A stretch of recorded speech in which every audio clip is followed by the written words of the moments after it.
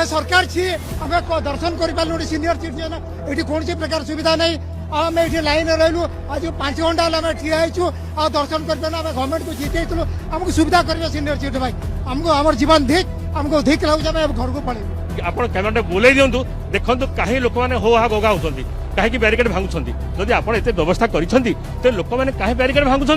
से व्यवस्था संपूर्ण विफल टोटाली विफल प्रशासनिक अव्यवस्था भक्त तो सब वर्ष प्रशासनिक अव्यवस्था